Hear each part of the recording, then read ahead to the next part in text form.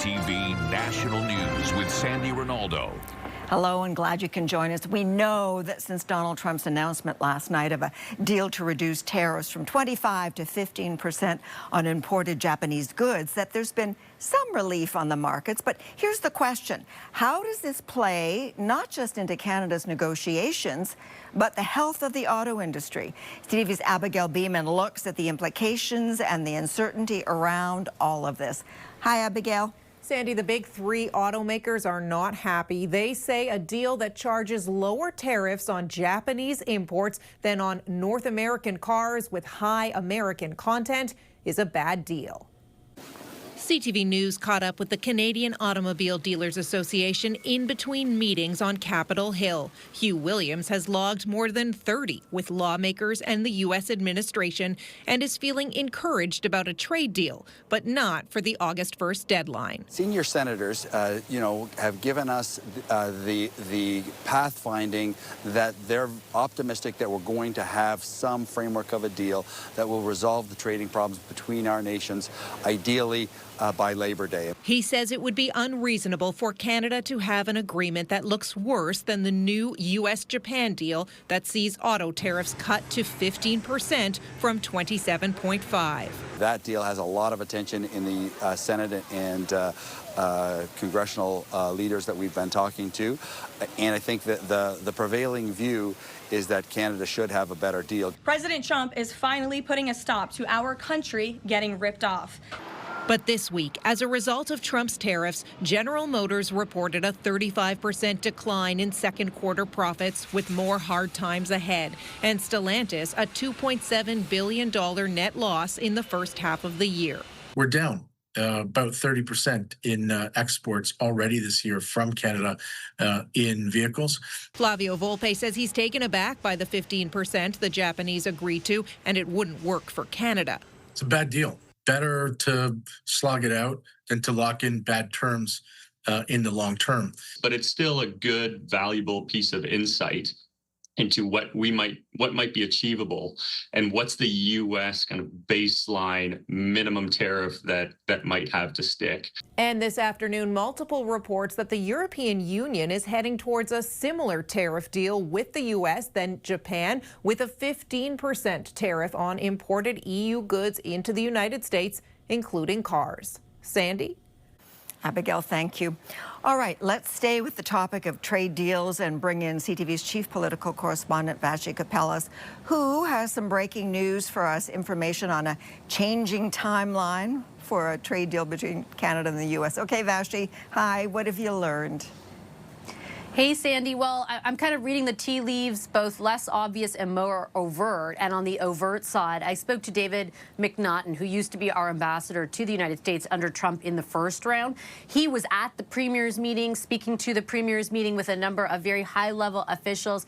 And I asked him bluntly, is August the 1st going to happen? And his response was, in his estimation, and remember, he's in these meetings, in these rooms, it is highly unlikely. He attributed that mostly to Trump at the moment, that he feels he's getting lots of wins, lots of capitulation. He's quote unquote full of himself at the moment. And so he thought a more likely timeline was well into the fall. And we certainly saw an evolution among the premiers as well after they met with the prime minister to kind of conceding that if they don't get everything by August the 1st, we should be willing to walk away and continue negotiations into the fall for something more permanent, Sandy. Okay, Vassy, thank you so much.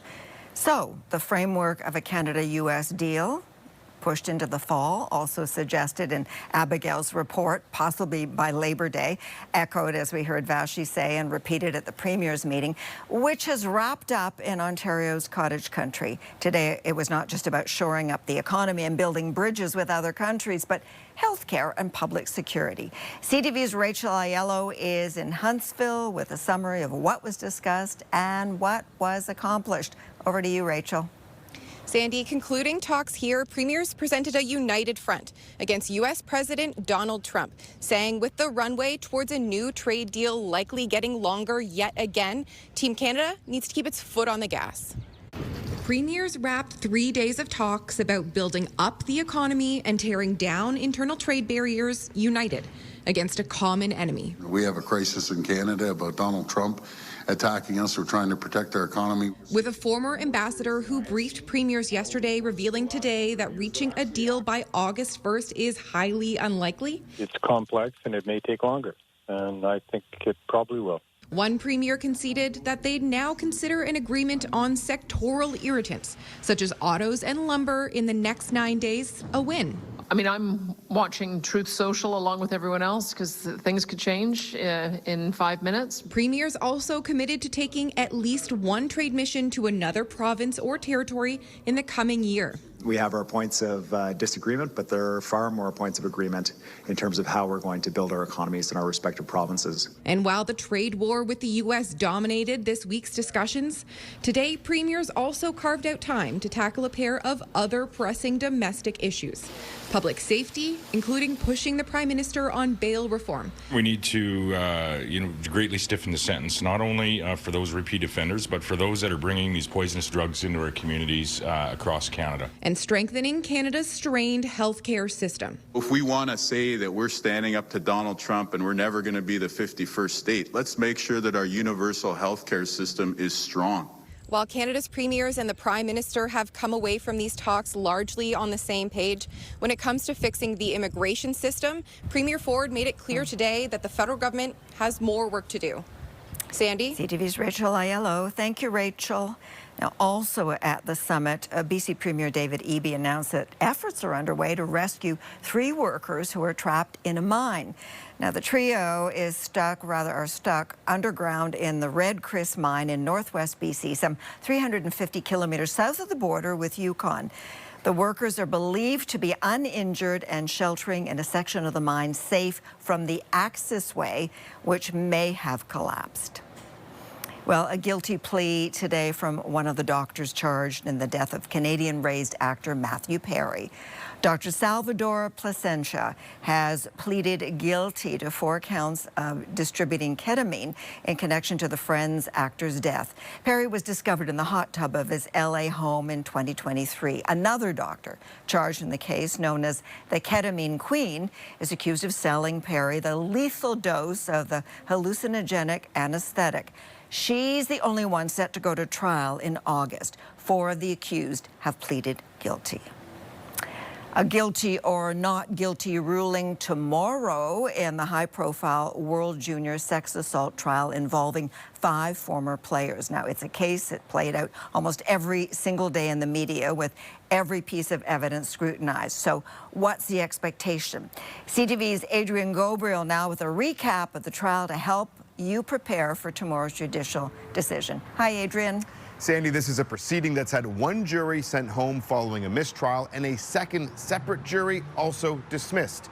And now tomorrow, Justice Maria Caricia will deliver her decision. More than 7 years after the first allegations of a group sexual assault were brought to police right here in London, Ontario. From teammates to champions to defendants accused of sexual assault. This has been one of the most high-profile cases that we've seen in quite some time. June 18th, 2018, following a Hockey Canada gala, a group of World Junior teammates meet a 20-year-old here inside this London, Ontario bar. Following a night of drinking and dancing, the young woman arrived here at this downtown hotel with Michael McLeod, where they had consensual sex. What happens next has been closely scrutinized. The verdicts now hinge on the legal meaning of one word. This trial comes down to consent, whether the complainant consented to the sexual activity that did take place. The young woman, who we can only identify as EM, claims that after having sex with McLeod, multiple players entered and, quote, manipulated and intimidated her into remaining in this hotel room where she says she was sexually assaulted. And he just said, like, are you okay with this? And she said, yes. The court has been shown a text message from McLeod inviting teammates to room 209 for a, quote, 3-way, something he didn't share with investigators when he spoke to London police in 2018. She got on the bed and said, who wants to have sex with me? It's not just the interviews and testimony in this trial that have been shocking. April 23rd, just 2 days into the trial, a member of the jury claims that over the lunch break here inside this market, they had an inappropriate conversation with one of the defense lawyers for Alex Fermenton. A mistrial is declared. The jury is scrapped. May 26th, a second jury is dismissed here at the courthouse after Alex Fermenton's defense team are accused by jurors of laughing and making them feel uncomfortable, something the lawyers in question deny. Still, the jury is sent home. The proceedings continue as a judge-alone trial. It's exceptionally rare for that to happen twice in one trial.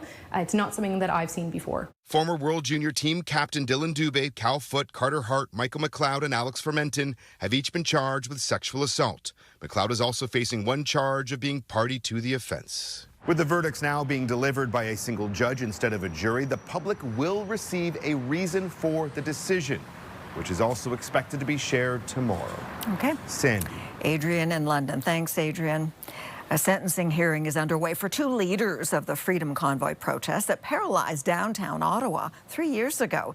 Tamara Leach and Chris Barber were found guilty earlier this year of mischief. They were key figures protesting COVID-19 vaccine mandates and other pandemic measures. The Crown is seeking a 7-year sentence for Leach and 8 for Barber. Well, Parks Canada has pulled the plug on a concert permit for a U.S. musician with a high profile in the MAGA movement after residents near Halifax raised concerns over his views. CTV's Paul Hollingsworth now on the controversy as other shows are also canceled. Paul. Sandy, the outdoor concert was supposed to be held here at this historic fort in Halifax, but because of security and safety concerns, Parks Canada rescinded its permit for the concert. Sean Foyt's performance at the York Redoubt National Historic Site has been moved to this location roughly 80 kilometers outside of Halifax. Moncton and Charlottetown have also revoked permits for Foyt's concerts later this month. United Church lay minister David Roger Gagnon, who describes himself as being openly gay, says it was the right move by both cities. We just don't feel that that's where Canadians want to go. And if this gentleman wants to promote that message, he's welcome to do that in his own country. The schedule changes were brought on by concerns about public backlash because of the performer. The U.S. Christian singer is closely linked to the Trump-led MAGA movement and has spoken out about abortion rights and criticized the LGBTQ+ community. This is the classic playbook of the media, of the anti-Christian bigots out there. Eleanor Cura says this issue has nothing to do with religion. I have many friends that are Christian, and they disagree with the way this person is doing things, and he is aligned with Trump, and Trump is at war with Canada. Beyond the maritime portion of this music tour, Foyt is also scheduled to perform in Quebec and Ontario, and then Western Canada later this summer. Sandy. CTV's Paul Hollingsworth. Thank you, Paul. I'm Alex Carpa near Lundar, Manitoba. Coming up on CTV National News, drought-ravaged and desperate for rain. This corn should be considerably higher than this. Which Canadian crops are being hit the hardest? It's not good, and we need a lot of rain. Coming up on CTV National News. A Montreal woman is being hailed as a hero after saving an 8-year-old girl from drowning. She's my hero. She's saving my daughter's life. I need to say thank you every moment. The child who couldn't swim was in the shallow end of a backyard pool, found herself in the deep end as she tried to get away from a pursuing bee.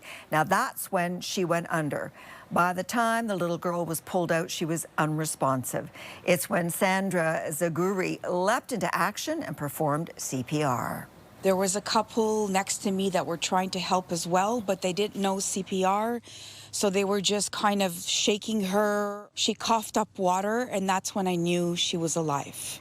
The girl was rushed to hospital, where she has made a full recovery and is now taking swimming lessons to avoid a frightening situation like this again.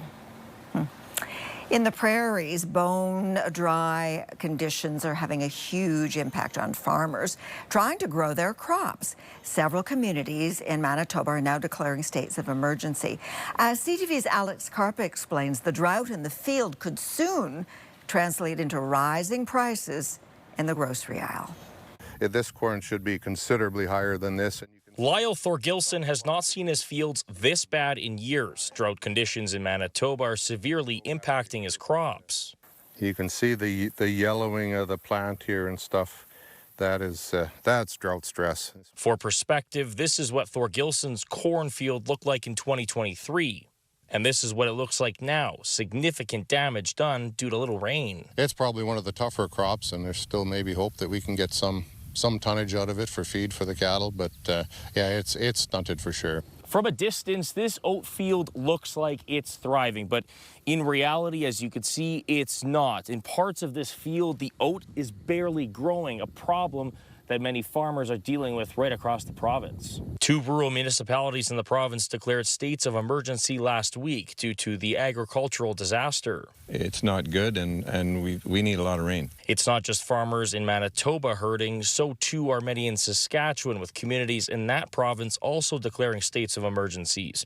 Virgil Johnson says it's not just people who will be affected, but livestock too. We're not sure how far-reaching these conditions are, and where the local producers are going to be able to source feed to carry them through the winter to maintain the herds they have. In addition to the drought, smoke from wildfires could gravely impact food products moving forward, but one expert says it's too early to tell how this will affect consumers at the grocery store. Smoke could actually impact the quality of grains at harvest, and that could also impact the revenues of farmers in the end, and they could get less money for their product. We've had to put more money into these crops than usual. As for Thorgilson, he is praying more rain falls so he can salvage some of his crop. Alex Carpa, CTV News, Lundar, Manitoba. Climate change, including drought, is having an effect on the planet. It's why we took note of a landmark ruling from the UN's top court, which says countries failing to protect the earth could be in violation of international law, and that nations harmed could be entitled to reparations. To respect and ensure the effective enjoyment of human rights by taking necessary measures to protect the climate system. The International Court of Justice says a clean, healthy, and sustainable environment is a human right. The non-binding decision is being hailed as a turning point for international climate law. CTV National News will be right back with the Epstein scandal swirling closer to the U.S. president. The Jeffrey Epstein scandal continues to hound the U.S. president, and now there are questions after archival video and photos surfaced of Donald Trump with the late convicted sex offender. CTV's Washington Bureau Chief Joy Malbon is with us now. Okay, Joy, Donald Trump insists there's nothing to see there. Is he right? Oh, well, Sandy, just an update here. A federal judge in Florida just denied the president's request to release secret grand jury documents from the first sex trafficking investigation into Epstein. Now, it would have helped end this outrage from Trump supporters who are demanding the truth about Epstein and his so-called client list. But the judge said that her hands are tied, that district courts don't have the power, and that generally they're not allowed to unseal sensitive victim testimony. Now, the president's relationship with Epstein has become a political headache for him.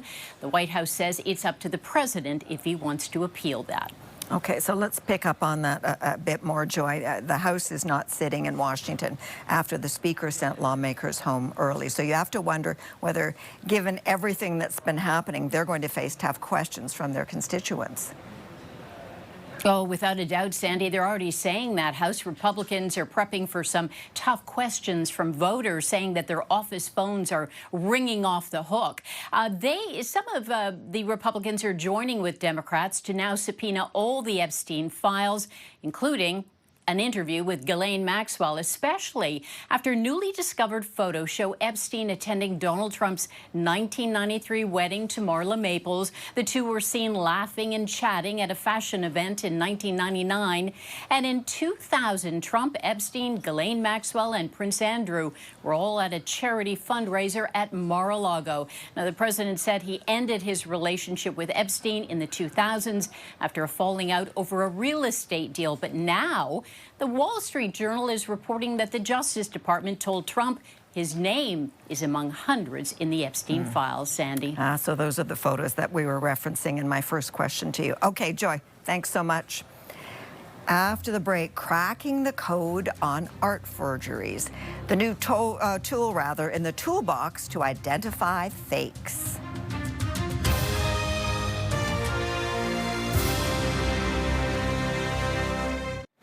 The masterpieces of the late trailblazing Indigenous artist Norval Morrisseau now sell in the millions, but a sprawling investigation into forgeries and the distribution of counterfeit Morrisseau paintings has uncovered the biggest case of art fraud in Canada. CTV's Quebec Bureau Chief Geneviève Beauchemin now on how Morrisseau's estate has turned to tech to help restore the artist's legacy. The painter in this Montreal studio is a robot reproducing a masterpiece by renowned Anishinaabe artist Norval Morrisseau. These aren't machine-created fakes, though, to be passed off as real, but replicas used to root out fraud. This is called Bear Father, Bear Son. Chloe Ryan heads acrylic robotics. She's a painter now armed with a degree in mechanical engineering. I became very frustrated with how long it would take me to make a piece, and then the fact that I could only sell that one time to one person. I was making $2 an hour. The fear, of course, is that this will empower robots to replace human creativity. But Ryan says this model helps artists use AI as a tool to make their art more accessible. But what also caught the attention of the late Morrisseau's estate was the technology's potential to help in his fight against forgeries. Morrisseau is known as the grandfather of contemporary Indigenous art in Canada. With all the systemic racism against him, his art always spoke of love and unity, of interconnectivity and interdependency. His paintings sell in the millions, but thousands of frauds have flooded the market, making it difficult to authenticate and sell his paintings. Every time that we would release a painting to the market, it would get faked, a fake print would be made, and a fake print of the fake painting would be made. The estate turned to robotics and AI to produce concrete data to prove which painting is a fraud. The better our works get, the better their model has to get to detect them. Acrylic robotics creates increasingly precise copies used to train a program called Norval AI. It was developed 3 years ago to detect fakes. Amazon Web Services software helps log millions of details. So the AI is able to provide this additional lens and this magnifying glass of information that might not be possible to just a naked human eye. The hope here is that this is a high-tech step in the age-old fight against art fraud. Geneviève Beauchemin, CTV News, Montreal. A lot to unpack there. Okay, thank you for sharing your time with us this Wednesday. I'm Sandy Rinaldo. Your local CTV News is coming up. Don't forget to watch CTV National News at 11 later tonight. We'll see you tomorrow, we hope. Bye for now.